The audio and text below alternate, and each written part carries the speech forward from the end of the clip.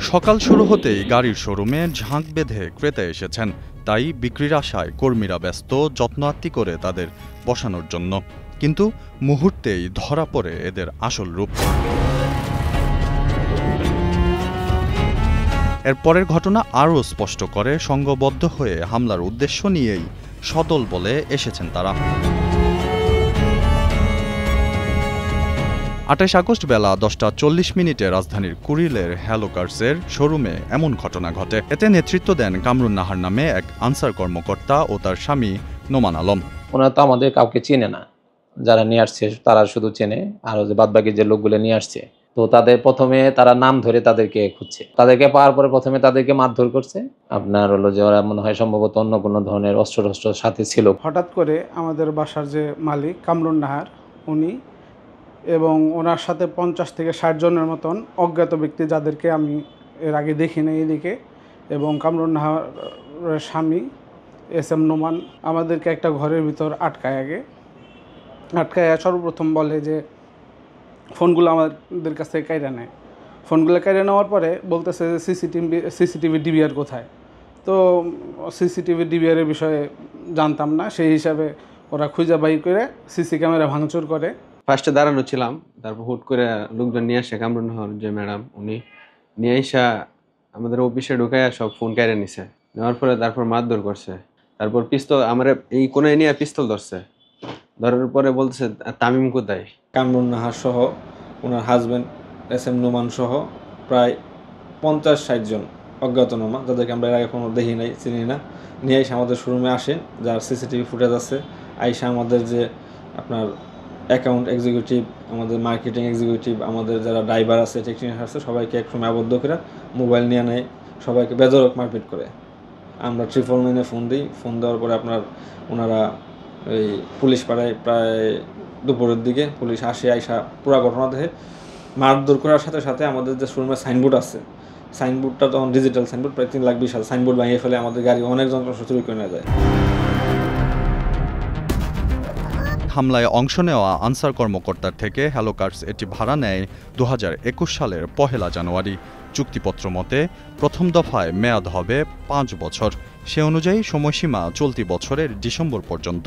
ভুক্তভোগীদের দাবি, এত বছরেও মাসিক ভাড়া কিংবা অন্য কোনো কারণে ঝামেলা হয়নি। তবে শেষ দিকে এসে জায়গার মালিক ঘোট পাকাচ্ছেন। বসুন্ধরা টিস্যু, অশুদ্ধতার বিরুদ্ধে এক বিন্দুও ছাড় নয়। ২০২১ সালে ১ কোটি টাকা অ্যাডভান্স দিয়ে এই শোরুমটা ভাড়া নেই। এই শোরুমের যে মালিক, ল্যান্ড ওনার, বাড়িওয়ালা কামরুন নাহার, উনি হলো আনসারের উপপরিচালক।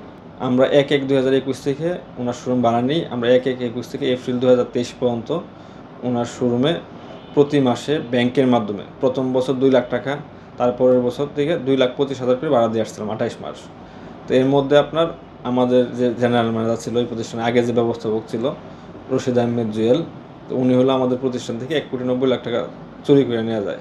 চুরি করে নেওয়া যাওয়ার পরে আমাদের থানায় মামলা হয়, বাটারা থানায়। তো সেই সূত্র ধরে উনি আমাদেরকে এপ্রিল ২৩ আমাদের ম্যানেজারের সাথে ঘটনার পরে উনি আমাদের সাথে আপনার বলতেছে যে আমি আপনাদের কাছে ভাড়া দেই নাই, আপনাদের সাথে আমাদের কোনো চুক্তিপত্র নাই। এই নিয়ে আওয়ামী লীগের সময় ওনার ক্ষমতা খাটায়, প্রভাব খাটায় আমাদের সাথে বিভিন্ন খারাপ ব্যবহার করে। আমাকে, আমাদের চেয়ারম্যান স্যারকে র্যাব ১-এ তুলে নেওয়া যায় ওনার অভিযোগের ভিত্তিতে, ওখানে আমাদের আটকায় রাখে। তারপরে কাগজপত্র দেখানোর পরে র্যাব ১ আমাদের ছেড়ে দেয়। তারপরে আমরা এসে কোর্টে মামলা করি। কোর্টে মামলা করার পরে রেনকোটের মাধ্যমে আমাদের প্রতি মাসের ভাড়া রেনকোটে দিয়ে আসছে প্রায় ২৮ মাস। হামলাকারীরা চলে গেলে তাৎক্ষণিক 999-এ ফোন করা হয়। অভিযোগ রয়েছে, পুলিশ ঘটনাস্থলে পৌঁছাতে সময় নেয় ২ ঘন্টারও বেশি।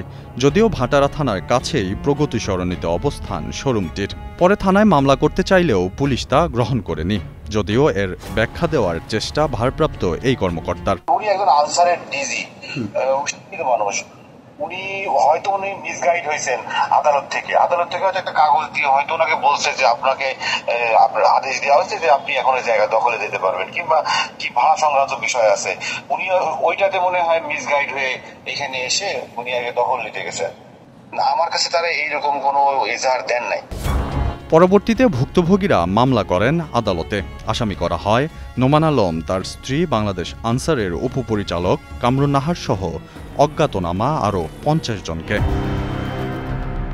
গত 7 সেপ্টেম্বর এএসএম নোমান আলম এবং কামরুন নাহার জামিন নিতে আদালতে হাজির হলে সিএমএম আদালতের 14 নং কোর্টের ম্যাজিস্ট্রেট কামরুন নাহারের জামিন মঞ্জুর করেন। তবে এএসএম নোমান আলমের জামিন নামঞ্জুর করে তাকে পাঠানো হয় কারাগারে। অভিযোগের ব্যাপারে জানতে চাইলে কামরুন নাহার ব্যস্ততার অজুহাত দেন। কয়েকদিন পেরিয়ে গেলেও আর যোগাযোগ করেননি অভিযুক্তরা। বুঝতে পেরেছি, এগুলো অনেক রিপোর্টারই আমাকে ফোন দিচ্ছে। হ্যাঁ ভাই, আপনাকে আমি একটু ব্যস্ত হয়েছি, আমি আপনাকে কল ব্যাক করবো। আমি ডিডিজি কামরুন নাহার আনসার বিডিবিতে আমি আছি। হ্যাঁ ওকে আপু, খালি আমার কয়েকটা প্রশ্নের যদি উত্তর দিতেন, শুধু 1 মিনিট সময় নিতাম, বেশি নিতাম না, জাস্ট 1 মিনিট। বেরিয়ে যাচ্ছি, আমার একটা মিটিং আছে, বেরিয়ে যাচ্ছে। আপনার এই নম্বরে আমি কল ব্যাক করবো, ঠিক আছে? এদিকে 50 জনের মধ্যে কেবল মূল আসামি গ্রেফতার হলেও ধরাছোঁয়ার বাইরে অন্যরা। এতে নিরাপত্তা শঙ্কায় ভুক্তভোগীরা। এছাড়াও আকস্মিক এই ঘটনার প্রভাব ব্যবসা ক্ষেত্রে পড়েছে বলে দাবি শোরুম কর্তৃপক্ষের।